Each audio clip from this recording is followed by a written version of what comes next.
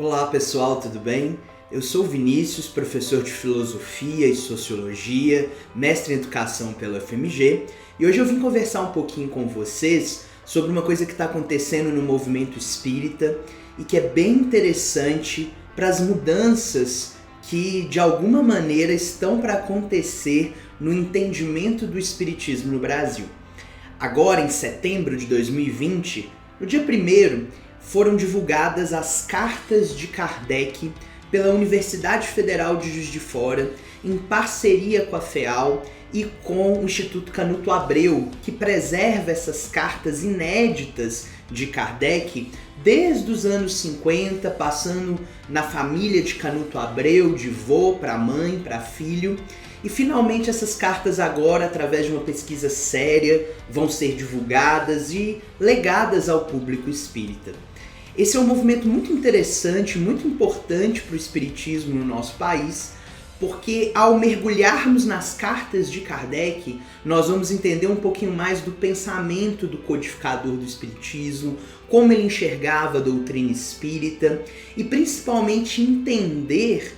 como que essa doutrina espírita sofreu alguns intercalços, alguns problemas, alguns percalços no caminho ao longo de sua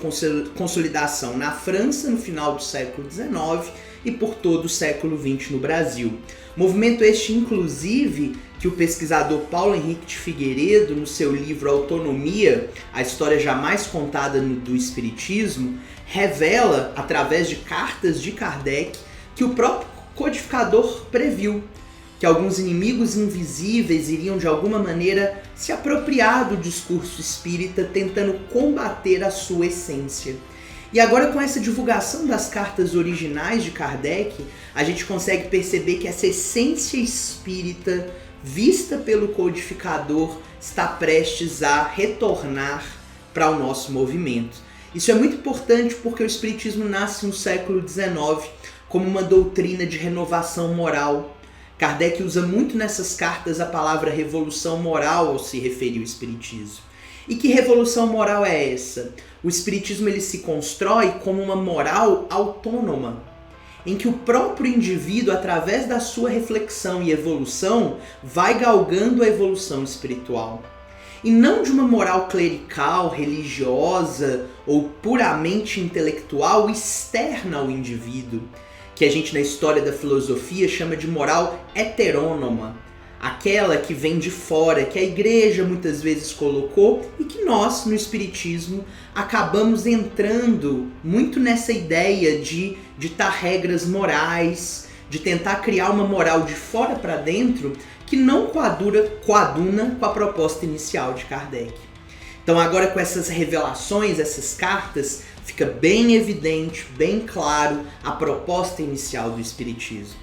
que era de construir um sujeito livre, autônomo, que busca sua evolução espiritual na Terra e não uma ideia eclesiástica de controle de comportamentos, de regras ditadas, que muitas vezes os inimigos invisíveis, como diz Kardec em suas cartas, tentaram colocar dentro do espiritismo, se apropriando de um movimento que nasceu livre, né? Isso é muito historicamente visto nas sociedades, movimentos revolucionários, né? Movimentos que são livres em sua essência,